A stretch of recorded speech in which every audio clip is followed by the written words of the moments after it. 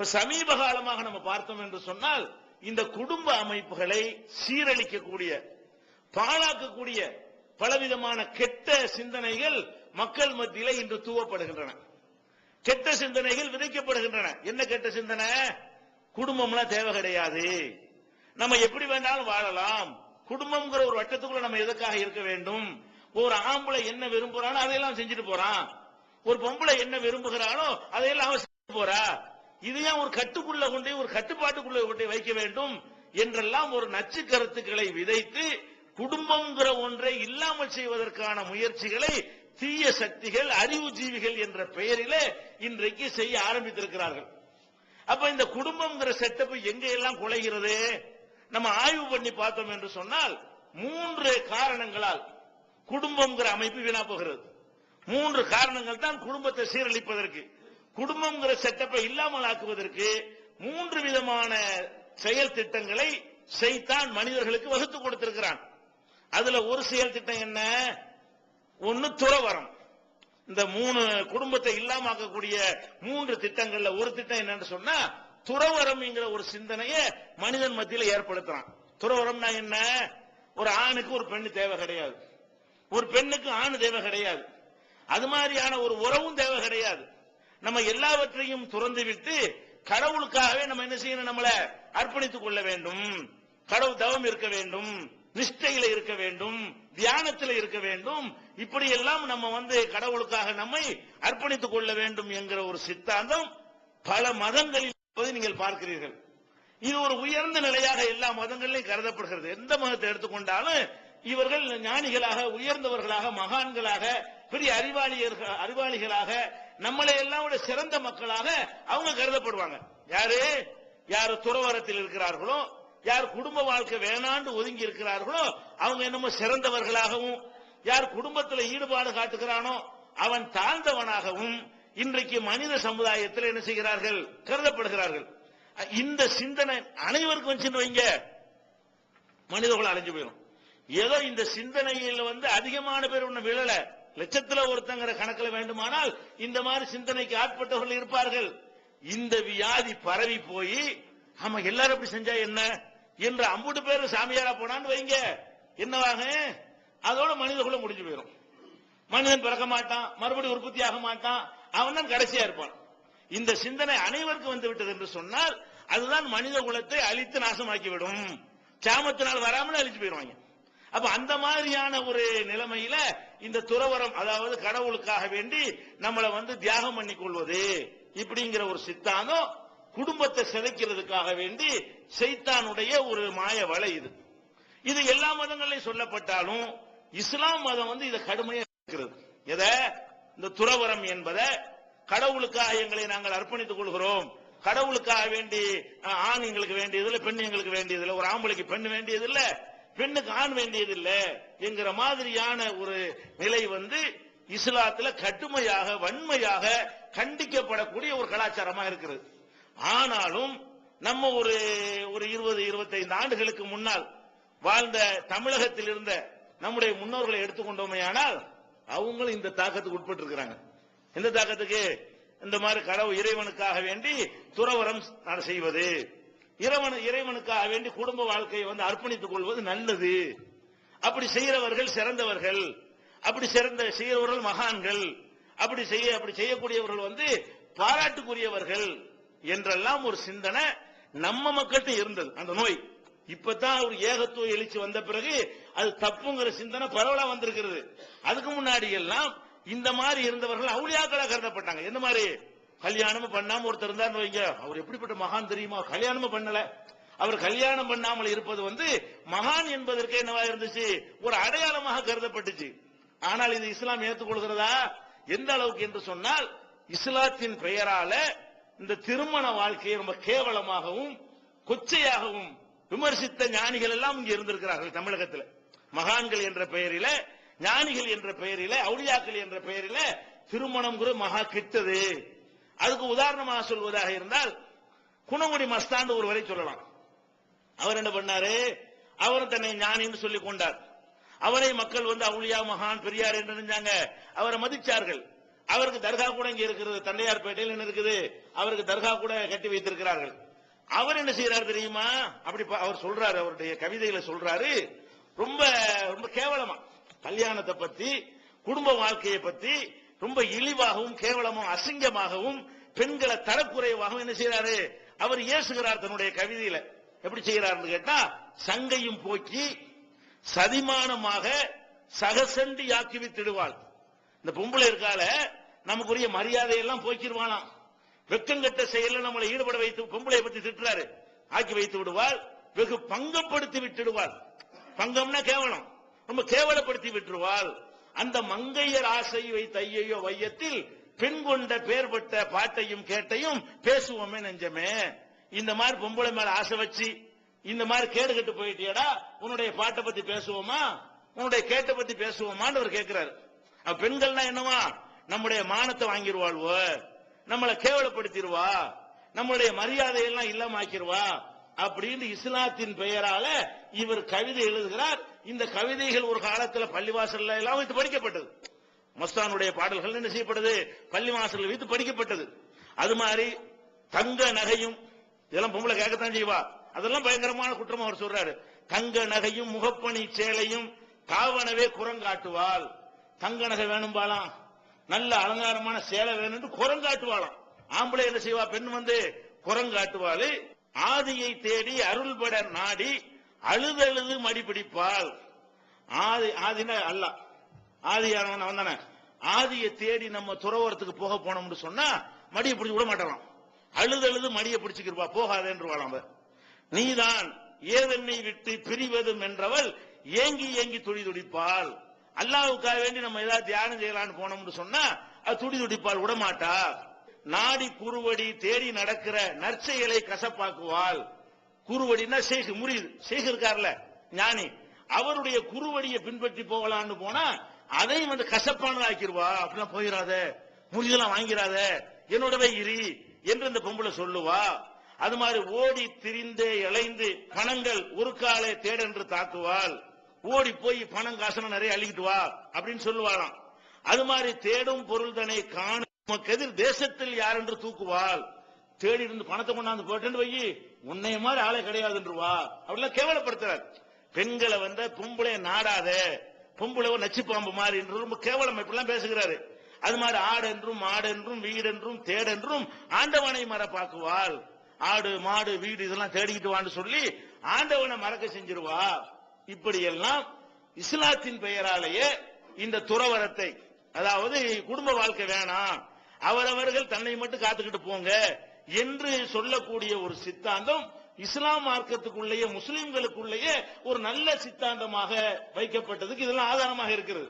திருமணம் ஆகாம ஒருத்தர் நபி வழியை புறக்கணிச்சிருந்தாருன்னா அவர் எப்படி இறைநேசர் ஆவார் என்ற ஒரு ஞானம் கூட இல்லாமல் நம்ம என்ன செஞ்சோம், அவங்க எல்லாம் இறைநேசர்களுக்கு உள்ளவங்க, யார் கல்யாணம் வேணான்னு புறக்கணித்தார்களோ அவங்க எல்லாம் இறைநேசர் என்ற அந்தஸ்துக்குரியவர்கள் என்கிற ஒரு சித்தாந்தம் பிற மதங்களில் இருந்து காப்பியடிக்கப்பட்டு நம்ம மக்கள்கிட்டையும் ஒரு தாக்கத்தை ஒரு காலத்துல தமிழக மக்கள் மத்தியில ஏற்படுத்தி இருந்தது. அப்ப இந்த மாதிரி எல்லாம் இருக்குது. இதுக்கு இஸ்லாம் வந்து ஒத்துக்கிறதா, இந்த மாதிரியான செயலை இஸ்லாம் ஆதரிக்குதான்னு கேட்டா அறவே ஆதரிக்க கிடையாது. இஸ்லாம் வந்து ஒரு வன்மையா என்ன செய்கிறது, திருமண வாழ்க்கைங்கிறது ரொம்ப ரொம்ப அவசியம். திருமண வாழ்க்கையை எவனாவது புறக்கணிச்சான்னு சொன்னா அவன் இஸ்லாத்துல இருக்கவே முடியாது. நபிகள் நாயகம் ஸல்லல்லாஹு அலைஹி வஸல்லம் அவங்க காலத்துல ஒரு 3 பேர் வர்றாங்க. எங்க வர்றாங்க, நபி ஸல்லல்லாஹு அலைஹி வஸல்லமுடைய மனைவி மாற்ற வர்றாங்க. வந்து என்ன செய்யறாங்க, ரசூல் ஸல்லல்லாஹு அலைஹி வஸல்லமுடைய வணக்க வழிபாடுகள் எப்படின்னு விசாரிக்கிறாங்க. ரசூல் ஸல்லல்லாஹு அலைஹி வஸல்லம் இல்லாத நேரத்துல அவங்க வீடுகளுக்கு வந்து இப்ப ரசூல் ஸல்லல்லாஹு அலைஹி வஸல்லமுடைய வாழ்க்கை எப்படி போயிட்டு இருக்கிறது, எப்படி இறைவனை வணங்குவாங்க என்று விசாரிக்கிறாங்க. அப்ப மனைவிமார்கள் என்ன சொல்றாங்க, ரசூலுல்லாஹ்வுடைய வணக்கத்தை பத்தி வணங்குவாங்க தூங்குவாங்க சொல்றாங்க. அவங்களுக்கு என்ன படுதுன்னு கேட்டா இது ரொம்ப கம்மியா இருக்குது, கடவுளுக்கான முழுசா அர்ப்பணிக்காம அல்லாஹ்வுடைய ரசூல்னு சொல்லிட்டு கொஞ்சமாவது அவங்க செய்யறாங்க. இருந்தாலும் பரவாயில்ல, அவங்களுக்கு அல்லாஹ் வந்து பாவத்தை எல்லாம் மன்னிச்சுட்டான், அவங்க கம்மியா செஞ்சா போதும், நம்மளுக்கு பாவத்தை மன்னிக்கிறதுக்கு எந்த கேரண்டியும் கிடையாது, அதனால நம்ம என்ன செய்வோம், இன்னும் அதிகமா நம்ம வணங்க வேண்டும் அப்படின்னு அவங்க தீர்மானித்துக் கொண்டு 3 பேர் ஒவ்வொருத்தரும் ஒன்னு சொல்றாங்க. எப்படி சொல்றாங்கன்னு கேட்டா, அம்மான இன்னி உசல்லில் லைல அபதா, நான் வந்து இரவு முழுசும் இனிமே தொழுதுகிட்டே தான் இருப்பேன் அப்படிங்கிறார் ஒருத்தர். இரவு முழுசும் ரசூலுல்லாஹ் வந்து கொஞ்சமா தொழுகிறாங்க, இருந்தாலும் நமக்கு அது பத்தாது, நான் என்ன செய்ய போறேன் இனிமே இரவு முழுதும் தொழுகைதான். இந்த இரவுல இஷாக்கு பிறகு ஆரம்பிச்சா சுபுஹ் வரைக்கும் தொழுகையில தான் நான் இருப்பேன் அப்படிங்கிறார் ஒருத்தர். காலாகர் இன்னொருத்தர் என்ன சொல்றாருன்னு கேட்டா, ஆனா அசூமு தகர வலா உஃப்திரு, காலமெல்லாம் நோன்பு 365 நாள் நோன்பு தான் வைக்க போறேன், ஒரு நாள் கூட நோன்பு விட மாட்டேன் அப்படின்னு சொல்றாரு. நம்ம நோன்பு வச்சு அல்லாஹ்வுக்காக என்ன செய்ய போறேன், நான் நெருங்க போறேன் அப்படிங்கிறாரு. இன்னொருத்தர் என்ன செய்யறாருன்னு கேட்டா, ஆனா ஆத்தசிலுன் நிசா, நான் வந்து பொம்பளை நாடவே மாட்டேன், கல்யாணம் பண்ண மாட்டேங்கிறாரு. நான் திருமணமே செய்ய மாட்டேன். அப்ப 3 பேர் நபிகள் நாயகம் ஸல்லல்லாஹு அலைஹி வஸல்லமுடைய மனைவி மாத்த அவங்களுடைய வணக்கத்தை பற்றி கேட்டுவிட்டு ஒவ்வொருத்தரும் இந்த வாக்குமூலத்தை தர்றாங்க. ரசூலுல்லாஹ்வுக்கு பரவாயில்லை, கொஞ்சம் செஞ்சாலும் பரவாயில்லை, நாங்க சாதாரண மக்கள், எங்க பாவங்கள்லாம் அல்லாஹ் மன்னிச்சதுக்கு எந்த ஒரு உத்தரவாதமும் இல்ல, அதனால நாங்க கூடுதலா செய்யணும். எந்த அளவுக்கு கூடுதலா செய்ய போறோம், இரவுல தூக்கம்ங்கிறது எனக்கு கிடையாதுங்கிறாரு ஒருத்தர். நான் நோன்பு விடவே மாட்டேன் ஒரு நாள் கூட அப்படிங்கிறார் இன்னொருத்தர் கல்யாணம் பண்ண மாட்டேங்கிறார். ரசூல் ஸல்லல்லாஹு அலைஹி வஸல்லம் வந்த உடனே இந்த 3 பேர் வந்ததும் இவங்க பேசிக் கொண்டதும் இவங்களுக்கு சொன்ன மறுமொழியும் எல்லாம் ரசூல் ஸல்லல்லாஹு அலைஹி வஸல்லம் அவங்கள்ட்ட எடுத்து சொல்லப்படுது. அப்ப ரசூல் ஸல்லல்லாஹு அலைஹி வஸல்லம் அவர்கள் கேக்குறாங்க, அன்துமுல்லதீன குல்தும் கதாவ கதா, நீங்க தான் இந்த மாதிரி சொன்னார்களா? 3 பேரையும் பாக்குறாங்க, இந்த மாதிரி பேசிக்கிட்டீங்களே, 3 விதமான முடிவு எடுத்தீங்களே, நீங்க தான் அந்த ஆள் கேக்குறாங்க. ஆமாங்கிறாங்க. அப்ப ரசூல் ஸல்லல்லாஹு அலைஹி சொல்றாங்க, அமா வல்லாஹி இன்னீ ல அக்ஸாக்கும் லில்லாஹி வ அத்காக்கும், நல்லா தெரிஞ்சுக்கிறங்க, அல்லாஹ்வை உங்களை விட நான் தான் ரொம்ப பயப்படுறேன். அல்லாஹ்வை பயந்து தானே இதெல்லாம் செய்யணுங்கிறீங்க, உங்களை விட கூட பயப்படுறேன், நானே அவ்வளவு செய்யலையே. உங்களை விட உலகத்தில் உள்ள எல்லாரையும் விட அல்லாஹ்வை ரொம்ப பயப்படுறது யாரு? நான் தான் அல்லாஹ்வை பயப்படுறேன். ஆனாலும் நான் நோன்பு வைக்கவும் செய்கிறேன், வைக்காமலும் இருக்கிறேன். 365 நாள் நானே வைக்கிறது இல்ல. நோன்பு வைக்கிறது என்பது ஒரு நாள் வைக்குவேன், ஒரு நாள் வைக்க மாட்டேன், 2 நாள் வைப்பேன், 3 நாள் வைக்க மாட்டேன். இப்ப நானே நோன்பு வைத்தவனாகவும் இருக்கிறேன், நோன்பு வைக்காமலும் இருக்கிறேன். காலமெல்லாம் நோன்பு நோற்றுக்கொண்டு நான் இருக்கிறேன். ஆனா எனக்கு அல்லாஹ்வுடைய அச்சம் அதிகமா இருக்கிறது. அல்லாஹ்வுடைய அச்சம் அதிகமா இருந்து கூட நான் இப்படி செஞ்சது இல்ல. அதே மாதிரி சல்லி வார்க்குது, தொழவும் செய்யறேன், தூங்கவும் செய்யறேன். தொழுகிற கொஞ்ச நேரத்துக்கு ஒதுக்கிடுவேன், அதுக்கான தொழுகிட்டே இருக்க மாட்டேன். தூங்க வேண்டிய நேரத்தை தூங்கவும் செய்வேன். அப்ப நான் தொழவும் செய்கிறேன், தூங்கவும் செய்கிறேன். அதே மாதிரி நான் பெண்களை கல்யாணம் பண்ணி இருக்கிறேன். அல்லாஹ்வுடைய தூதரா நான் இருந்து கொண்டு அல்லாஹ்வை ரொம்ப பயந்து கொண்டு இருந்தும் கூட இதெல்லாம் அதுக்கு தடையான காரியம் இல்ல என்ற காரணத்தினால் நான் கல்யாணம் செஞ்சு இருக்கிறேன் சொல்லிட்டு சொல்றாங்க. ஃபமன் ரகிப அன் சுன்னதி ஃபலைஸ மின்னி, யார் என்னுடைய இந்த வழிமுறையை புறக்கணிக்கிறாரோ அவர் என்ன சேர்ந்தவர் இல்ல. அப்ப கல்யாணம் பண்ணாட்டி யார் இல்ல அவரு? இது புகாரியில 5063வது ஹதீஸா. அப்ப ஒருத்தர் திருமணம் செய்யாம நான் இறைவனுக்காக அர்ப்பணிக்க போறேன் ஒரு ஆம்பளை சொன்னாலும் சரிதான், ஒரு பொம்பளை சொன்னாலும் சரிதான், அவர் நம்மை சேர்ந்தவர் கிடையாது. நபிகள் நாயகம் ஸல்லல்லாஹு அலைஹி வஸல்லம் உம்மத்தை சேர்ந்தவர் கிடையாது. அப்ப எந்த அளவுக்கு இந்த திருமண வாழ்க்கை இஸ்லாம் வலியுறுத்துது? அது இஸ்லாத்தினுடைய அடையாளமாக்கி வச்சிருக்கு. முஸ்லிமா இருக்கிற அடையாளம் என்ன? திருமண வாழ்க்கை தான் சரின்னு ஒத்துக்கொள்வதுதான் நீ முஸ்லிமா இருக்கிறதுக்கு அடையாளம். திருமணத்தை விட அதை துறப்பது நல்லது என்று நினைத்தால் நீ முஸ்லிமா இருக்க முடியாது. என்னுடைய உம்மத்துல ஒரு ஆளா நீ இருக்க இயலாது என்று நபிகள் நாயகம் ஸல்லல்லாஹு அலைஹி வஸல்லம் சொல்றாங்க. இன்னும் சொல்ல போனால் ரசூலுல்லாஹ்ட்ட சஹாபாக்கள் சில பேர் முறையிடுறாங்க. என்ன முறையிடுறாங்க? அல்லாஹ்வுடைய தூதரே, நாங்க ரொம்ப மதீனாவுக்கு வந்த புதுசுல பெண்கள் கிடைக்கல. ஏன் பெண்கள் கிடைக்கல? ஆண்கள்லாம் ஹிஜ்ரத் பண்ணி வர்றாங்க. ஒரு ஊர்ல எடுத்துக்கொண்டீர்களே ஆனால் அந்த ஊர்ல உள்ள மாப்பிள்ளைக்கு தகுந்த அளவுக்கு தான் பொண்ணு இருக்கும். ஒரு ஊர்ல 10 ஊருடைய அளவுக்கு பொண்ணு இருக்குமா? இருக்காது. ஒரு ஊர்ல ஆம்பளை இருந்தா அதே மாதிரி பொம்பளை இருப்பாங்க. அந்தந்த ஊர் ஆம்பளைக்கு அந்தந்த ஊர்ல பொண்ணு கிடைச்சிடும். ஒரு வெளியூர்ல இருந்து 100கணக்கான பேர் உள்ள நுழைஞ்சா, ஒரு 200 பேர் இருக்கக்கூடிய ஒரு ஊர்ல இன்னொரு 100 பேர் ஆம்பளையா வந்து நுழைஞ்சாங்கன்னு சொன்ன பொண்ணு கிடைக்குமா? கிடைக்காது. அப்ப ஹிஜ்ரத் என்கிற பெயர்ல மக்காவுல இருந்து நிறைய சஹாபாக்கள் மதீனாவுக்கு வர்றாங்க. ஆம்பளைங்க ரொம்ப வர்றாங்க, பெண்கள் ரொம்ப ரொம்ப ரொம்ப குறைவாக தான் நினைஞ்சாங்க ஹிஜ்ரத் பண்ணி வந்தாங்க. அப்ப ஆண்கள் அதிகமாக மதீனாவுல இறங்கினால் அவங்களுக்கு பொண்ணு கிடைக்குமா? மதீனாவுடைய ஆம்பளைகளுக்கு தான் மதீனாவுல பொண்ணு கிடைக்கும். ஏதோ ஒரு 5 10 25 வந்தா என்ன செய்யலாம்? பொண்ணு கொடுக்க முடியும். ஒரு ஊரே காலி பண்ணிட்டு ஒரு பெரிய கூட்டமா நுழைஞ்சாங்கன்னு சொன்னா பெண்ணு கிடைக்காது. அப்ப ரசூல் ஸல்லல்லாஹு அலைஹி வஸல்லம் என்ன செய்றாங்க? இந்த பெண்கள் எல்லாம் கிடைக்க மாட்டேங்குது, திருமணத்திற்கு எங்களுக்கு வாழ்க்கை துணை கிடைக்கல என்று சொல்லும் பொழுது ரசூல் ஸல்லல்லாஹு அலைஹி வஸல்லம் என்ன பண்றாங்க? உனக்கு கிடைச்சிச்சுன்னு சொன்னா, இல்லற வாழ்க்கைக்கு உனக்கு சக்தி கிடைச்சுன்னு சொன்னா நீ கல்யாணம் பண்ணிக்க. மனிஸ்ததா மின்குமுல் பாஅத ஃபல்யதஸவ்வஜ், யாருக்கு அதற்கான வசதி இருக்கிறதோ அவர் கண்டிப்பா கல்யாணம் பண்ணி கொள்ளட்டும். இல்லை என்று சொன்னா அலைஹி பிஸௌம், அவர் நோன்பு வச்சுக்கிறட்டும். கிடைக்கலன்னா தான், பொண்ணு கிடைக்கல அல்லது பொண்ணை கல்யாணம் பண்றதுக்கு காசு இல்ல, அதுக்கு தேவையான வசதிகள் இல்ல, மகர் கொடுக்க முடியல, அந்த மாதிரியான ஒரு நிலை ஏற்படுமையானால் அடுத்து நம்ம என்ன செய்யறதுக்கு?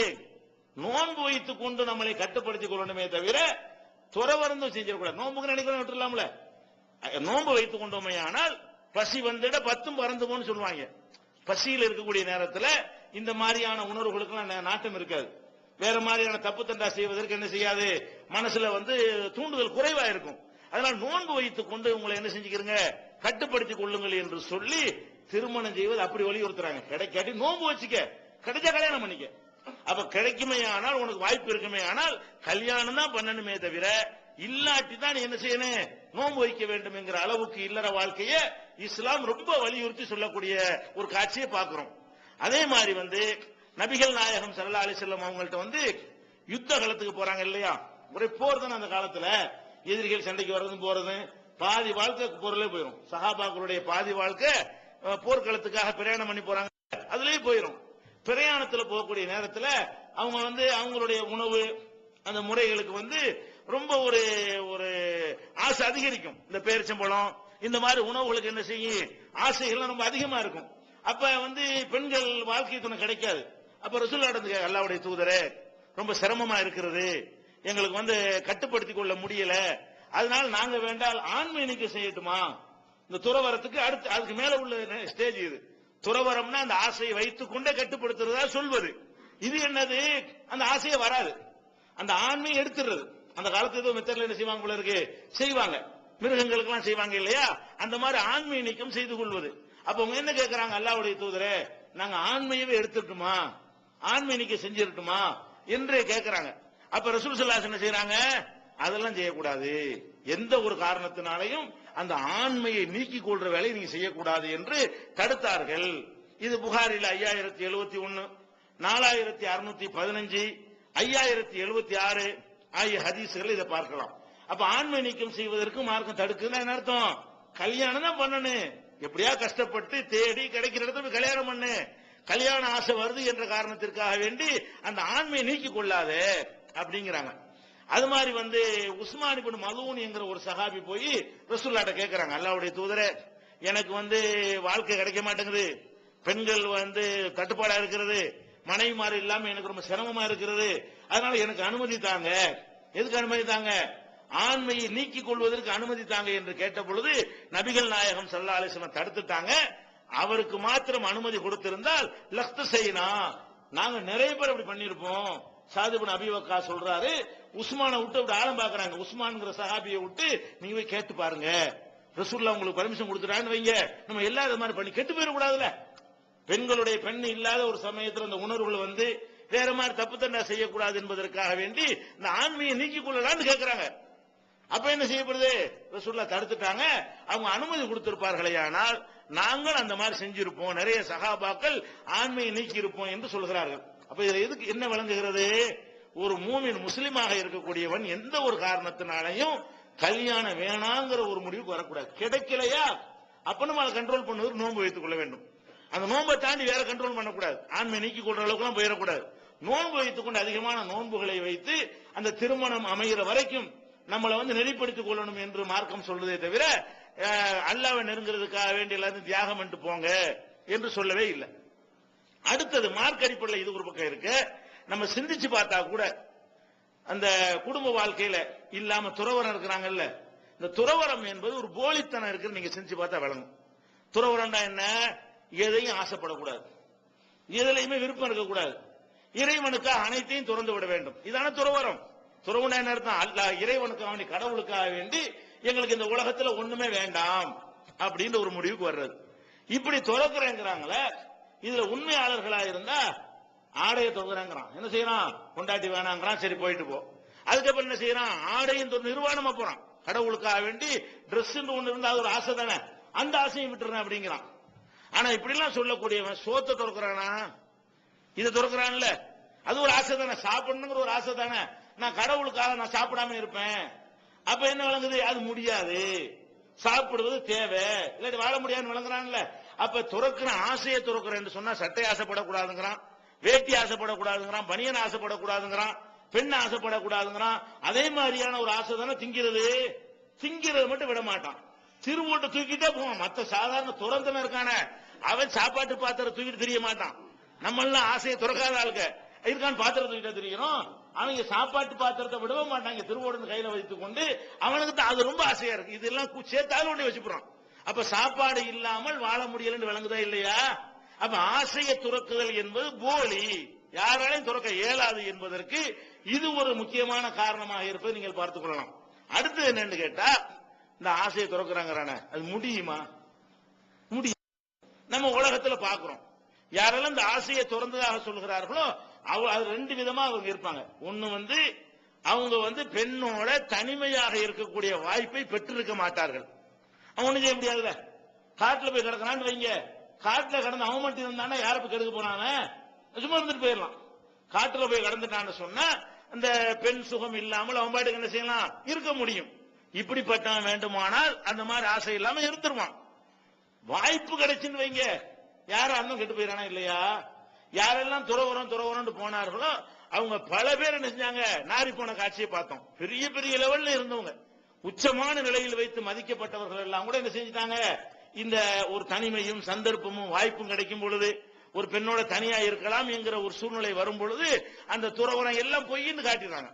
இது நடக்க சாத்தியமே அற்றது. ஏன் முடியாது? எப்படி பசிங்கிறது, பசிச்சா சாப்பிடாம இருக்க முடியாதோ அதே மாதிரி இது ஒரு வகையான பசிதான்.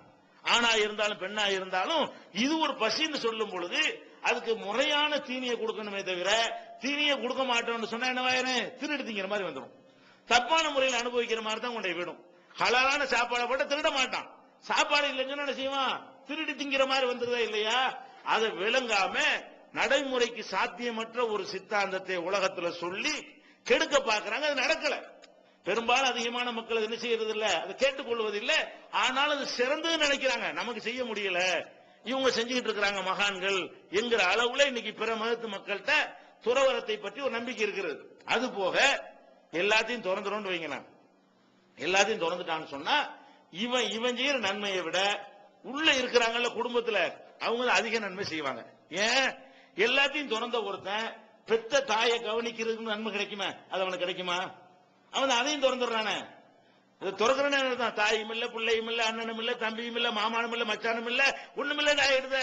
அப்ப ஒரு மனிதன் பெத்த தாயை என்ன செய்யறான், வளர்த்து கவனித்து ஆளாக்கி அவங்களுக்கு தேவையானதெல்லாம் செய்யறானே.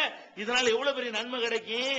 இந்த நன்மை யாரு கிடையாது, துறவிகள் என்று சொல்லக்கூடிய ஞானிகள் மதிக்கப்படுறாங்களே அவர்கள் இந்த நன்மை இழந்து தாய்க்கு துரோகம் செய்ய கேடுகட்ட பிறவிகளாக இருப்பதை நம்ம பார்க்கிறோம். அதே மாதிரி தகப்பனாரை கவனிக்கணும், அந்த இன்பம் உங்களுக்கு கிடைக்காது. பிள்ளைய கவனிக்கணும், எந்த ஒரு அர்ப்பணிப்போட நம்ம எந்த ஒரு சுயநலம் எதிர்பார்க்காம அந்த குழந்தையுடைய வளர்ச்சியை பார்த்து பார்த்து சந்தோஷப்பட்டு அதுல மகிழ்ச்சி அடைகிறோமே. நம்ம எதை எதிர்பார்த்த குழந்தைய வளர்க்கணும், இந்த மாதிரியான இன்பங்கள் அதெல்லாம் உங்களுக்கு கிடைக்குமா? கிடைக்காது. இந்த இன்பங்களும் கிடைக்காது, இதனால கிடைக்கிற நன்மையும் கிடைக்காது. அதே மாதிரி ஒருத்தர் சந்திக்கிறது, சலாம் சொல்லுவது, கஷ்டப்படுறவங்களுக்கு உதவி செய்யறது, போராட்டத்தில் ஈடுபடுறது, சமுதாயத்துக்கு நன்மை எதுக்கும் வரமாட்டான்.